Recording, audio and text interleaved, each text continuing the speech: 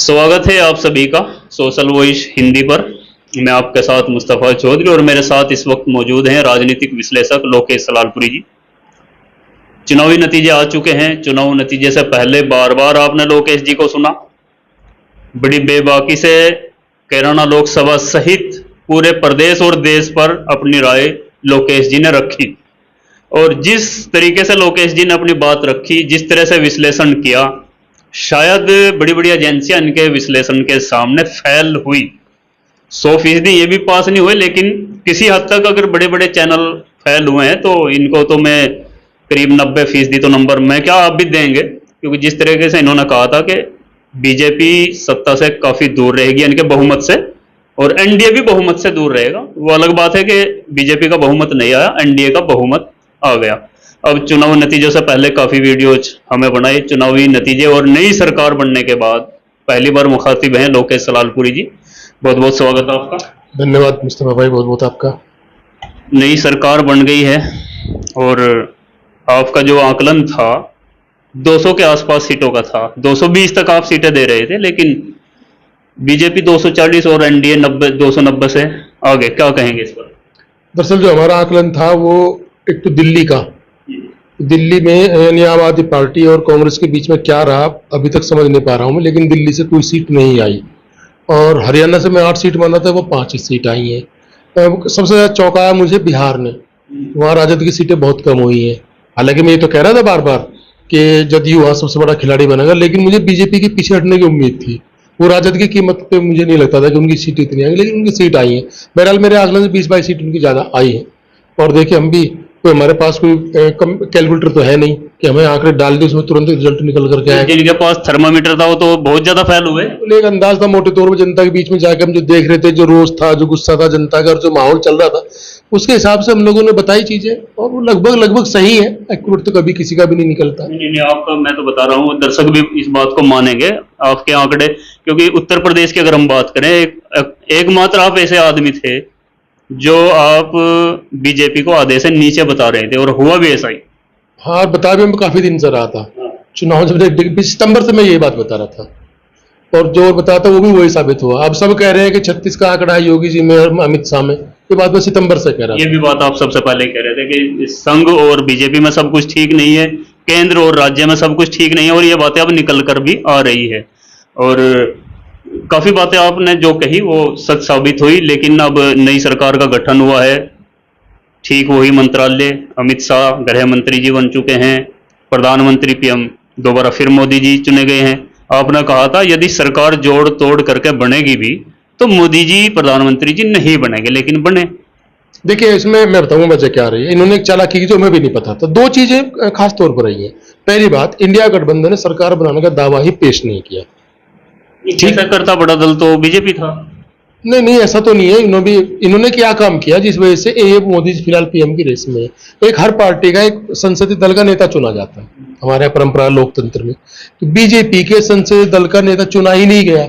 मोदी जी ने extra master stroke खेल दिया। इन्होंने क्या किया, एनडीए के सबको बुलाए, बीजेपी के बुलाए और अपने आप को डायरेक्ट एनडीए का लीडर चुन लिया। इनफैक्ट बीजेपी संसदीय दल का नेता मोदी जी आज भी विधिवत तो नहीं चुने गए हैं।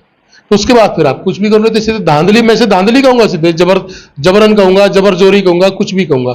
लेकिन ये जो लोकतांत्रिक प्रक्रिया है पार्टियों की या लोकतंत्र की हमारे, उसके अनुरूप तो ये अभी भी ये सरकार मतलब में गठन हो गया, इन्होंने कर लिया। लेकिन मैं से एक तरीके से ये कहूंगा कि ये झपट्टा मार चीज है। यानी कि आपका कहने का मतलब ये है कि यदि बीजेपी संसदीय दल की मीटिंग करता संसदीय बोर्ड की और उसमें बीजेपी से इनके बगावती सुर उत्पन्न होते और मोदी जी ने इसीलिए ये किया नहीं और डायरेक्ट एनडीए का नेता चुने गए। बीजेपी मोदी जी और अमित शाह बहुत अच्छी तरह जानते थे, बीजेपी के सारे लीडर भी जानते थे कि अगर संसदीय दल के नेता का चुनाव होगा तो इसमें बवंडर मचेगा और मोदी जी को शायद ना चुना जाता। ये सच था। मैं इसलिए इस बात को कह रहा था कि ये मोदी जी पीएम नहीं बनेंगे। मैं अपनी जगह सही था, लेकिन जब वो कांड ही नहीं हुआ, वो काम किया ही नहीं उन्होंने, फिर तो आप कुछ भी कर लें। ये तो एक साइड रास्ता निकाला इन्होंने, उसमें कामयाब है। इस तरह की चीजों के लिए माहिर है ये लोग। चलो, सरकार बन गई है, अब फ्लोर टेस्ट भी होगा, संख्या बल दिखाना भी पड़ेगा। लोकसभा स्पीकर का भी चुनाव होगा। स्पीकर अभी तय नहीं हुआ किस पार्टी से होगा, हालांकि उम्मीद है बीजेपी पर ही रहे, लेकिन नीतीश बाबू, नायडू बाबू भी कोशिश करेंगे कि स्पीकर उनका हो। आगे क्या होगा?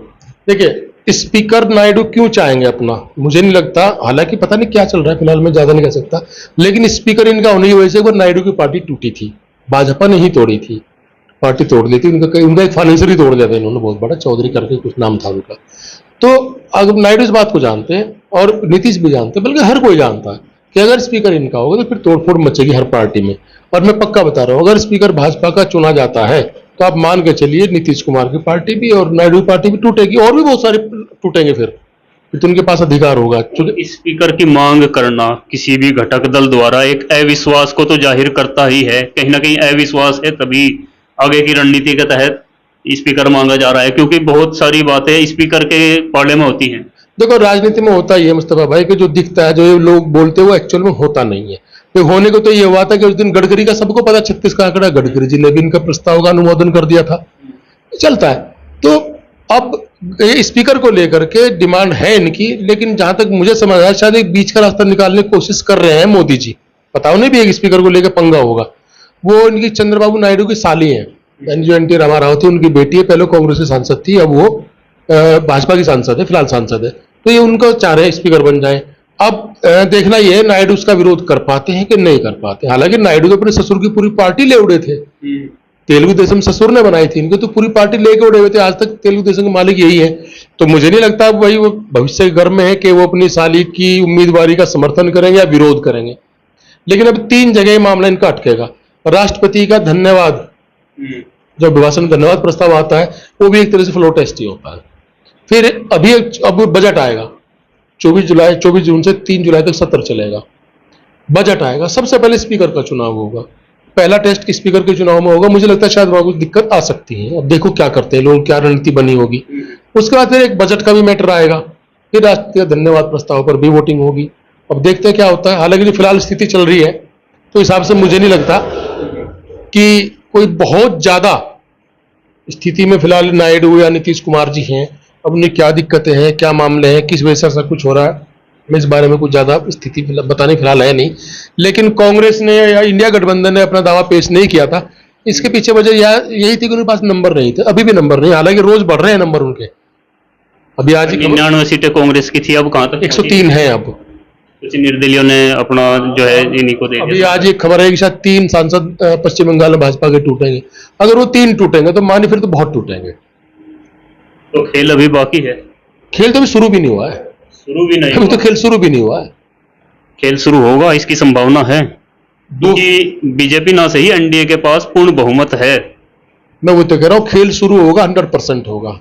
कब तक बचा जाएगा खेल से? इस बार वो सरकार नहीं है, अस्थायी सरकार नहीं है इस बार ना जो इनकी आदत है ना, मोदी जी की, अमित शाह जी ढंग से सरकार चलाने की आदत है ना, उस स्थिति में इस बार नहीं है। इस बार विपक्ष बहुत मजबूत है। अभी कई संसद चल भी गई, चल हमने माने सरकार चल के गठन हो गया, कई मामलों पर संसद में बहुत बड़ा गतिरोध शुरू होने वाला है। जैसा ये नीट का मामला आया है, जैसा अभी वो 30 लाख करोड़ का शेयर मार्केट घोटाला है, उसमें जेपीसी की मांग होगी।